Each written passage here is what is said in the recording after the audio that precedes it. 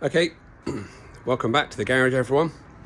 Some of you may have noticed that we didn't have a video last week, and that was because it was simply freezing in the UK. And in the garage, I've only got one heater, and that simply doesn't take the edge off when it's that cold. However, we are back. It's still extremely cold, so I'm afraid you are going to get the red light of doom effect. Because otherwise the tools are so cold they're going to stick to my hands.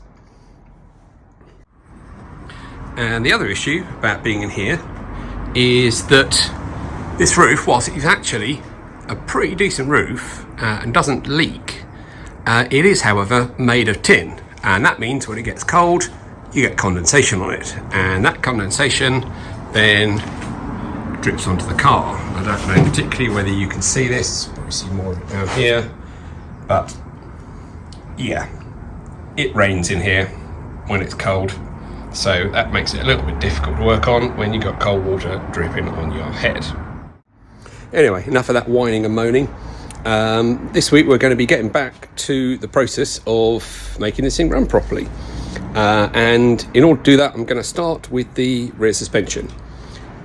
So what we need to do with it is we need to tidy up some of the fuel pipe mountings, because they are all roughly bodged together just for the process of getting the engine to run to start with. They need to be made properly, so we need to make them brackets.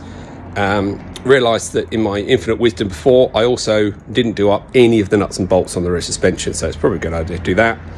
And then try and get the handbrake cable in. That may or may not go in. We shall see. Right, let's crack on. So generally, the process of jacking a car up is reasonably simple. You have A, a jack, and B, a car. Jack, under car, jack up jack, car gets jacked up. The problem is this car has a separate chassis. So underneath all of that centre console stuff, there is a big space frame chassis. And the body shell is really just there to keep passengers dry. So if I jack up the car on the body shell, what will happen is the body shell will take the weight of the entire chassis, and it's not designed to do that. The body shell sits on the chassis doesn't sit on the body shell. So you might think, well, just push the jack further under and jack up the chassis. The problem is this car on air suspension is too low to the ground, so I can't get the jack in there. So what I'm going to do, and this may go tragically wrong, is that this great big long steel bar, I'm going to put that under the car, and then when we jack up the body, and we do it on both sides, actually we'll be lifting the body and chassis together, because the chassis, bottom of the chassis lines up with the bottom of the body. What's the worst that could happen?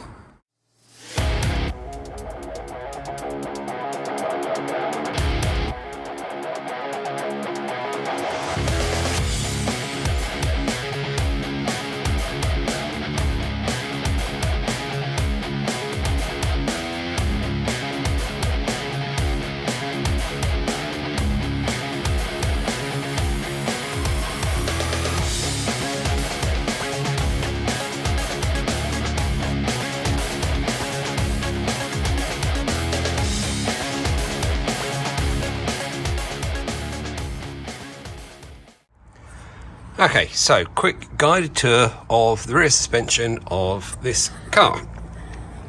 So normally the XJS has spring damper units that sit here and here. Now we're using air suspension, so we're just using the dampers, and instead we've got this great big air spring that sits on top of this great big piece of ironmongery that's been welded up, and that basically gets the air suspension, the bit that basically carries the weight, sitting directly above the axle, which is what we want, so we don't want it over to one side.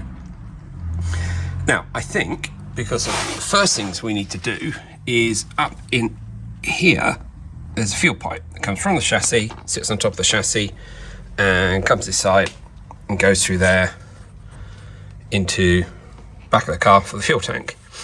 And I'm not happy that that's just sort of sitting there propped up on top of suspension components where you can get road dirt thrown onto it but could get damaged. So I think we're going to make a nice little cover for that, get that one truly protected. But the first job we're going to need to do in that case is get the air spring out the way, in which case there's 2 bolts underneath there. I seem to remember a bit of a bugger to get back in, but worry about that later. And then there's another 2 up and over inside the car that are going to come out. So that's first job, let's get that spring out.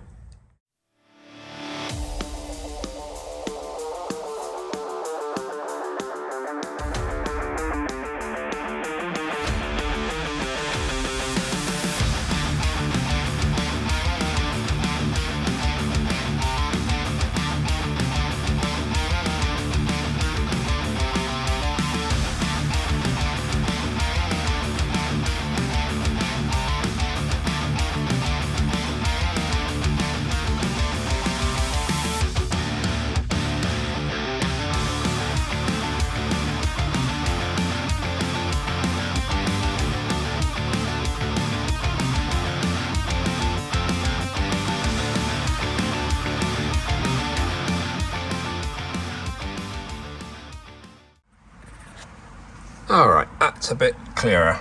We can see what we're doing. So that's our fuel pipe there. And that's, yeah, a little bit vulnerable sitting there. Also well aware of the fact there are no nuts holding the dampers on. And that's one of the things that did surprise me a bit about when I put this all back together. I clearly didn't think I was nearly finished with this. So almost none of the bolts are done up. So part of this process of going through and making sure the car works, we will be making sure we've done up every nut and bolt properly.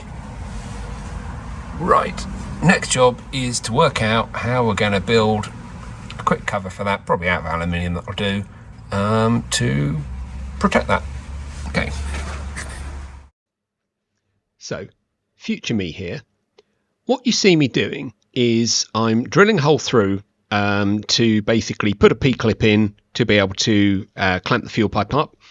IVA regulations state that the fuel pipes can't just be sort of dangling around the place, so I want to make sure they're supported every sort of few inches.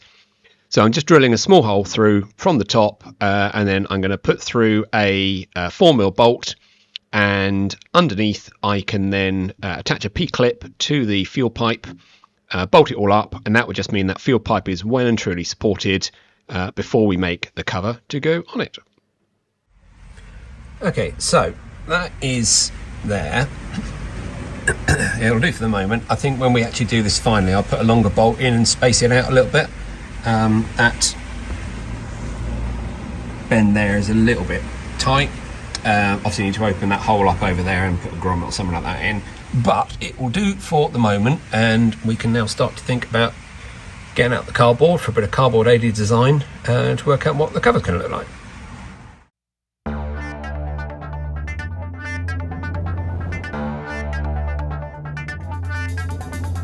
Tell me how you sleep at night with all the things you've done.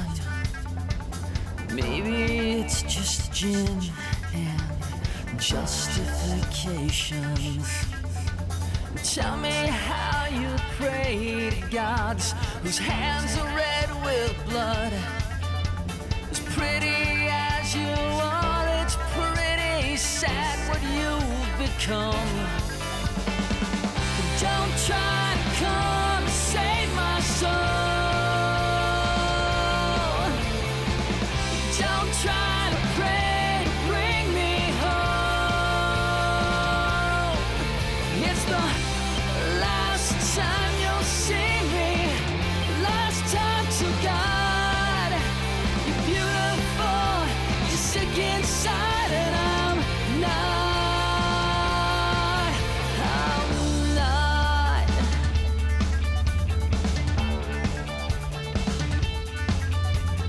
Tell me how you do it. Maybe I... So that all fitted surprisingly nicely. The only remaining task was to drill a few holes for some self-tapping screws so we can attach it properly. With that done, I looked at it and decided to call it good. So, next stage was to work out all the various different bolts on the suspension that need doing up. Okay, here's the audience challenge of the week. We need to do up the nuts that go either side of the bottom pivot of the rear suspension. And these are the nuts. Now, I've got this extra bracket on here, which is extra 3mm. Shouldn't make too much of a difference. But we do that nut up, and it just pulls the shaft through from the other side. And if I put that nut on there at the same time and do them both up, there's a slight difference in resistance between the two nuts and on the threads. That one there's probably got a little bit of crud on it. But what we end up is this bolt pushed all the way in with thread sticking out the end, and that one only half done up. So the challenge is, how can we get them done up an equal amount so that the locking part of the thread, i.e. the thread lock part of it itself, is flush with the end? I need to do some pondering. But anybody got any ideas? Stick them in the comments.